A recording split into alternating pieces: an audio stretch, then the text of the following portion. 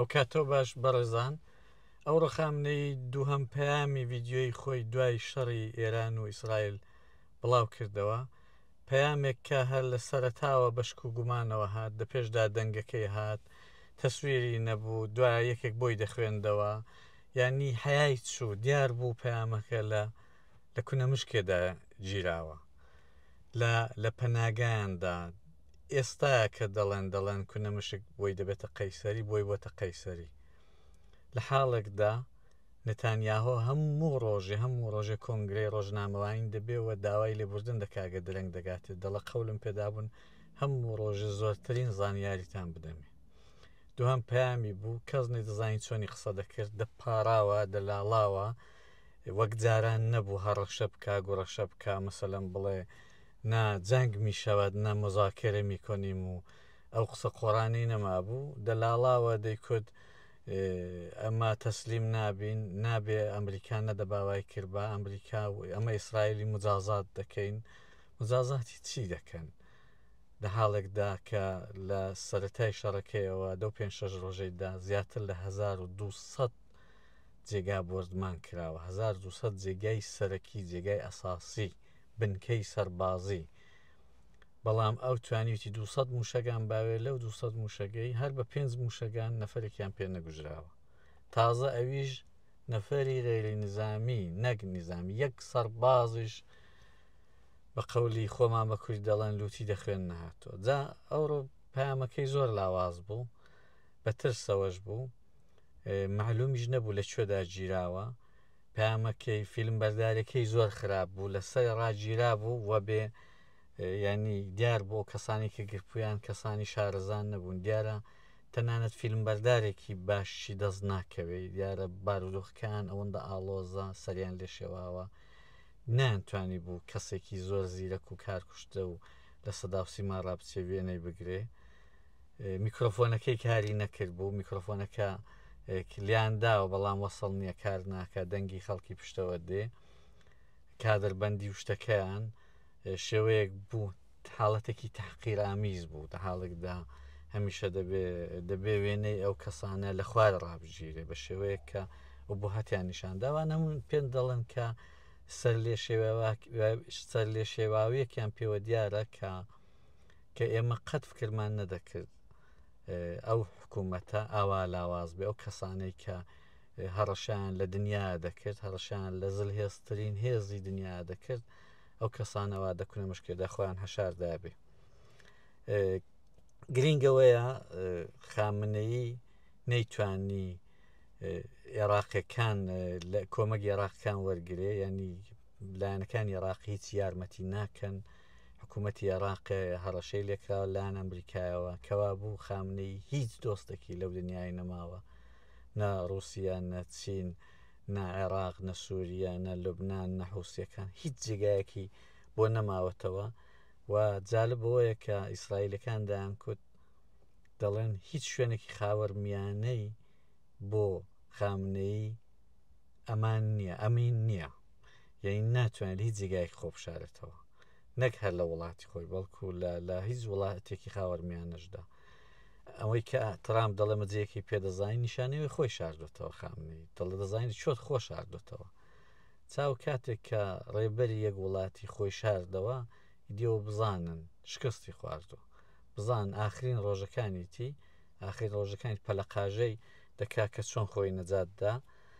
هەروەها ئەو خەبەرە زۆر خۆش بوو کە دیسانە و گرروپێکی هەککەری دەڵێن ئیسرائیلینە، یان دەڵێن ئیسرائیلین، یان سەر بە ئیسرائیل، یان لاینگری ئیسرائیلن، بە نێوی چۆلەکە دڕندەکان شتێکی وایە. ئەوڕۆ گەورەترین سەرافی ئێرانی هەک کردووە، نزیکەی 48 میلیۆن دۆلار پوڵ دەزراوە، ئەوە زۆر گرنگە. وردەوەدا ینی حملەی هێرشی سایبەریشیان دەکەن، یعنی هەر قەزیەوە نییە کە لە بنکە سەربازەکاندن. بەڵام گرنگترین خەبەر بەلای منەوە گرنگترین خەبەری کەم بخۆم فکر دەکەم، تەنانەت من لە بنکەی ئەتۆمیشم پێ زۆر گرنگترە. بنکەی ئەتۆمی ئەم پێم وایە بیانوویەکی زۆر گەورەیە داسڵدا. گرنگترین خەبەر ئەوەیە کە ئەوڕۆ لە مرکزی فەرماندەیی ناجای داوە، یعنی نیروی ئینتیزامی. ئەوە چ پەیامێک دەدا؟ پەیامی ئەوەیە کە ئیسرائیل دەیهەوێ بەڕاستی دەیهەوێ حکوومەت بڕۆخێ، دەنا هیچ پەیوەندی بەوەی نیە. لە هەموو وڵاتێکی پۆلیس، نیروی ئینتیزامی و پۆلیس وڵاتەکانی زۆریان گرنگی پێنادەن لەبەرەوەی کە کاریوان شەڕ دەگەڵ دوژمنی خارجی و دوژمنی دەرەکیەوە نییە. بەڵام کە لەوێ دەدا پێی وتیشی ئیسرائیل وتیشی ئەمە باسکی سەرکوتگەری ڕێژیم، بازووی سەرکوبی ڕێژیم لەناو دەبین، یعنی کەوا بوو ڕێگای خۆش دەکەین بۆ سەرهەڵدانێ.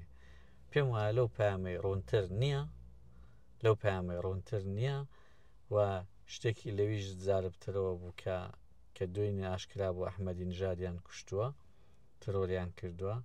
ئەحمەدی نژاد پێدەچێتێک لەو جاسووسانە بێ، چونکە ئەحمەدی نژاد بەردەوام کارەکانی مەشکوک بوون، دژی ئیسرائیل دەوەستاوە، بەردەوام بۆیکی خۆی دوور کاتەوە لە جاسووس بوو نوشتی، بەردەوام دژی ئیسرائیل و جوولەکە و هۆلۆکاستۆوانە قسەی دەکرد و بەردەوامیش دە چەند ساڵانی دوایەدا کە گۆشەنشین کرابوو بەردەوام دەیوت کە ئەوانە وڵاتیان فرۆشت مەبەست سپای پاسداران بۆوانە نازان چ دەکەن. تەنانەت چەند ڕۆژ پێش شەڕەکەی دەیکوت بە زۆی خەڵکی ئێرانی ڕزگاریان دەبێ. ئەحمەدی نژاد ئاگای لە شتی و پێدەچێتێک لە گەورەترین جاسووسەکان ئەحمەدی نژاد بێ، بۆیەش دەزانێت کە خامنەی لە شوێ خۆی دەشارێتەوە، بۆیە دەزانێت کە ئەو بە فەرماندانی سپای لە شوێ خۆ دەشارنەوە. ئەوە بەز بڵێن نرخاندنێک کە بۆی واژ نەبێ، بەڵام ئەحمەدی نژاد هەموو باز لەوەی دەکرێت کە یەکێک لە جاسوسە گەورەکانی ئیسرائیل و موسادی بێ. هەرچی بێ بارودۆخەکە زۆر بەرەو باشی دەچێت، بێگومان تکایە سەرنجمە دەنا میدیاکانی تەلەڤیزیۆنەکانی کوردی باشوور بەشی هەرە زۆریان تا ڕادەیەک ئەوەندەیە من سەرنجم دابێتەیە ئاوا تیڤی ئاوا میدیا، نازام ئاوا تیڤی ئاوا میدیایە کامیانە، ئەوەی کە هەوراز گوڵپی لی ئیش دەکات ئەو خراپ نییە، بە تایبەتی بەرنامەکانی هەوراز گوڵپی.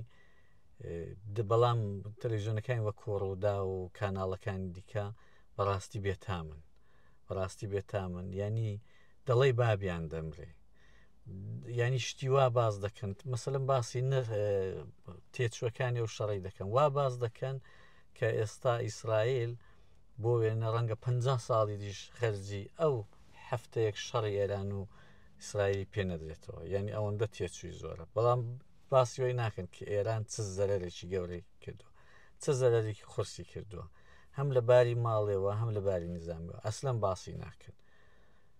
ینی میدیای باشوور ئەوەندە بەبێ ئینسافی، ئەوەندە بەبێ سفەتی، ئەوەندە بەبێ ئەمەگی باسی دوژمنیەکی کورد دەکەن، هەر دەڵی سبەینە نادووس بە ئێران هەڵدەستێتەوە و دەچێلیان دەدا، ئەوەندە دەترسن، تەنانەتدا هەستیارترین و گرنگترین و شەڕی مێژووی ئێران دەدا تا ئێستا هیچ وڵاتێک ئەوە یەقەی وڵاتێکی نەگرتووە لە خاچی خۆیدا، هەچی فەرماندە و کەسە پلە بەرزەکان و بنکە سەرچیەکانە لیدا نابودیکە و ئەو نیشانی لاوازیەک حکوومەتێ. بەڵام هێشتا برا کوردەکانی مەلە باشوور بەداخەوە لەسەر و بڕوایان کە دەڵێن ئەوە ئێران شێرەکە کە ئەگەر تووڕە بێ وا دەکا وا دەکە و دەبینین هەندێک کەسایەتی هاشازی دوور لە ڕووی هەمووی ئێوە خوێڕی وەک حەمەی حاجی مەحموودە چێ ئەو زگزەلامە هەموو ڕۆژ دەڵێ ئێران سەرکەوتوو دەبێ، ئێران وای لێ دێ دەڵێ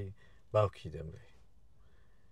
یعنی میدیاکانی باشوور بەداخەوە هیوادارم سیاست گوزارەکانی وانە و کەسانی کە بەڕێوەبەری ئەوانن ئەوەندەی تێدا بێڵنەوە کە ئەو پارچەیەکی کوردستانە، ئەوە لە تێکی نیشتمانە لەو بەری لەژێر چەپۆکی خامنەیی و جمهوری ئیسلامیدایە. ئەو پارچەش سبەینە سەربەز دەبێ، هەر لانی کەم ئەگە سیاست مەدارن لانی کەم ئەگە سیاست مەدارن بۆ پەیوەندی بازرگانیش بێ بینی ئەو دوو پارچانە، نەک بۆ دڵسۆزی و نەک بۆ عیشق و ئەوین و خۆشەویستی نیشتمانوانە، بۆ پەیوەندی بازرگانی خۆشتان بێ لانی کەم ئەوەندەی تێدا بێڵنەوە کە سبەینەکانە سەرتان هەڵبێ.